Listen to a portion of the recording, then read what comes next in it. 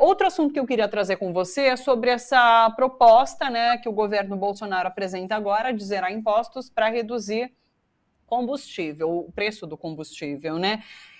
Eu até anotei aqui a fala de Guedes, porque eu achei sensacional essa fala de Guedes. É quase uma piada, né? Ele fala assim: olha, tem tempo e valor exato, tempo é até dezembro. O valor a gente ainda vai saber agora no futuro, né? Ou seja, não tem valor, não tem nada certo. Daí ele fala assim: olha, as receitas que não foram lançadas no orçamento serão usadas, então, agora para os governos estaduais. Ele fez um corte no orçamento do Ministério da Economia de 8 bilhões na semana passada. De onde ele vai tirar esse orçamento? Quais são essas receitas que não foram lançadas? Então, assim, é tudo muito no plano do imaginário ali.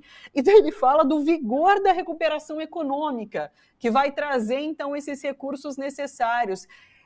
É tudo tão paralelo ali na cabeça de Guedes, que realidade é essa? E a gente tem que falar também do quanto é uma medida eleitoreira e acabado se é que ela vai ter algum impacto imediato, acabado ali dezembro, vai ter uma explosão no preço dos combustíveis quando esse imposto deixar de ser zerado, né? Então, assim, é tudo muito problemático, mas o problema é que a gente tem, é mais um problema, né? A gente tem um Congresso que passa qualquer coisa desse governo nesse momento, né, Silvio?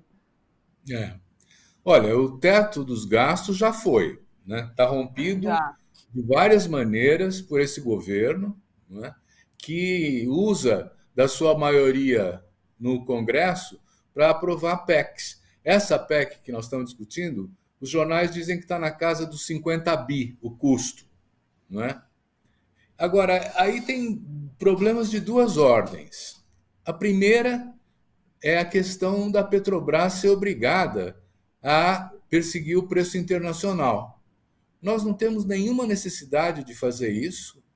Acontece só porque agora se constituiu, o governo permitiu isso, uma maioria que comanda a Petrobras, que são os grupos que detêm as ações e as ADRs em Nova York, são grupos estrangeiros associados aos empresários e aos investidores brasileiros, né, que querem extrair o máximo de lucro possível.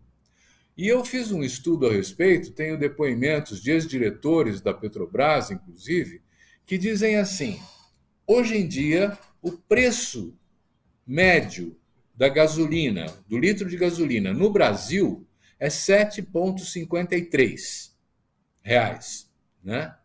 Agora, se nós tirarmos o lucro da Petrobras, sabe quanto vai custar o litro de gasolina? R$ 2, né? Então nós temos aí um valor enorme de lucratividade atribuído aos acionistas de Nova York, aos acionistas de São Paulo, não é? Às custas da inflação, da pobreza e da fome que estão provocando, que o aumento da gasolina está provocando. Então a primeira questão é: veja bem o que acontece quando você deixa na mão da empresa privada a gestão, né, de áreas estratégicas para o desenvolvimento brasileiro. A Petrobras poderia estar cumprindo outro papel, né, de agente promotor do desenvolvimento, de geração de emprego, de dinamização do setor industrial brasileiro, e vai por aí, né? Quer dizer, essa é a primeira questão. A segunda questão, que eu acho que chama atenção, é que todo o esforço do governo está sendo canalizado para que o Jair Bolsonaro ganhe as eleições, né? Não importa o sacrifício que se faça. Quando tem esse contingenciamento de 8,5 bi do governo, do orçamento atual, está cortando na educação, nas universidades públicas, está cortando na saúde, né? Está cortando em áreas de assistência social. Para quê? Né? Para viabilizar a isenção de impostos do ICMS, né? Para favorecer principalmente os caminhoneiros que estão ameaçando entrar em greve e chamando o presidente de traidor, né? Então essa PEC ela só demonstra, vamos dizer assim, a flexibilidade com que esse governo rompe com compromissos constitucionais, o dinheiro mínimo para a saúde, o dinheiro mínimo para a educação, o dinheiro mínimo para a cultura, para a ciência e tecnologia, para, enfim, né? E para favorecer interesses imediatos, assim, esses 50 bis seriam gastos até o fim do ano e depois, né? Quer dizer, como é que fica?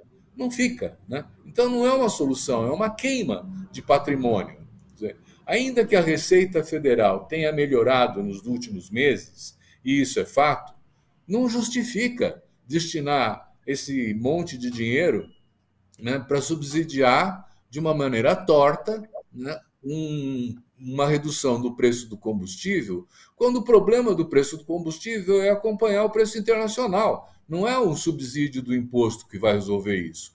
A guerra da Ucrânia vai continuar, o petróleo vai continuar subindo de preço, né? E agora nós temos que pensar que um novo governo precisa retomar o controle acionário da Petrobras para voltar a ter esse papel de agente de desenvolvimento. Hoje em dia, ela, como todo o resto do governo, está funcionando só como palanque eleitoral e alavanca eleitoral da atual presidência. Sim. Acho que a gente não vai ter mais tempo. Vou chamar o Le Monde Diplomatique Brasil de hoje, que vem com o tema, né, Mulheres na Política. Vocês vão discutir a participação das mulheres aí na política. Dá uma prévia para a gente do que vai ser o programa hoje às 9h30, Silvio. Cara, nós temos assistido, assim, nas assembleias legislativas, no Congresso, os homens de mais de 50 anos, brancos, machistas, empresários, né, depreciarem continuamente, aviltarem continuamente as mulheres. No entanto, a luta das mulheres está colocando cada vez mais gente dentro do Congresso e as perspectivas, inclusive, dessa nova eleição são de ampliação dessa bancada. Então, as mulheres na política contam das resistências e dificuldades que elas sofrem para assumirem o seu papel pleno de cidadã com mandato eletivo, né? E como elas têm conquistado e se articulado para vencer esses obstáculos. É um programa bem interessante. Nós estamos trabalhando com uma pesquisadora acadêmica, que vai apresentar a pesquisa As Mulheres na Política, né? E com uma parlamentar jovem, que está também enfrentando as resistências para poder fazer o seu trabalho no parlamento. Então, vai ser interessante. Todos convidados hoje às 9h30, e já está aqui na tela também o link para você assinar o Diplomatique Brasil, que é o diplomatique.org.br/assine. Faz convite também, Silvio. Então, olha, esse mês nós estamos agora colocando em circulação a última edição. É uma edição que vai discutir a divisão interna entre os evangélicos em torno das candidaturas presidenciais e como certos bispos, que aparentemente são bispos, mas na verdade devem ser chamados de outra coisa, né, manipulam os seus fiéis para canalizar os votos. A principal discussão é essa, e você pode assinar o Le Monde Diplomatique Brasil no www.diplomatique.org.br/assine. Perfeito, está aqui na tela para vocês, pessoal. Silvio, boa semana, um beijo para você, bom trabalho por aí, até terça-feira. Muito obrigado, até terça, um abraço, tchau. Até.